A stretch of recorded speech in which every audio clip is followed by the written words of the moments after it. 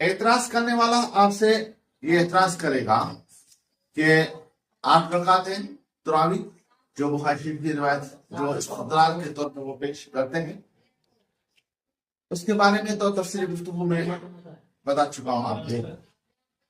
اب یہ ہے کہ اگر کوئی یہ کہے کہ 8 تراوی جو 8 رکعت ہیں تو آپ اس کو کہیں کیا آپ 8 رکعت تراوی پڑھتے ہو؟ کہے گا ہاں۔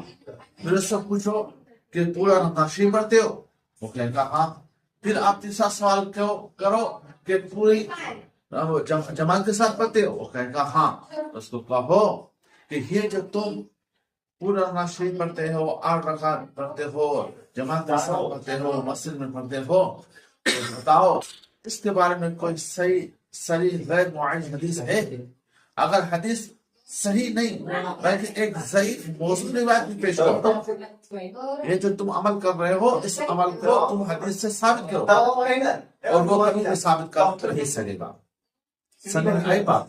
تو اجماع ہے اس پر 20 رکعت تراوی پر۔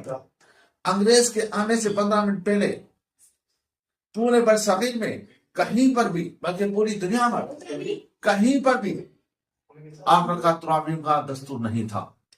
یہ فتنہ پیدا ہوا غیر مقلدین کے آنے کے بعد، اور ان کا شیوہ یہ تھا کہ احناف علماء کے اندر جو ہے وہ ایک تفرقہ پیدا کر دیا جائے تاکہ مسلمان آپس میں آپ کے مسائلوں میں گم رہے اور ہم جو انگریز کی طرف وہ متوجہ نہ ہو۔ یہ ایک فتنہ تھا جو انگریز کے وجود میں انگریز نے اس کا وجود دیا، اور یہ جو ہے بہت اچھی طرح کامیاب بھی ہو گیا۔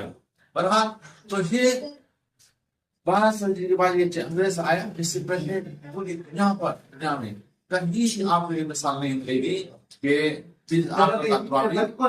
پر کسی مسئلے میں بڑی جا چکی ہو۔ سمجھ آئی بات؟ انشاءاللہ تعالیٰ کل جو ہے تفصیلی گفتگو کریں گے۔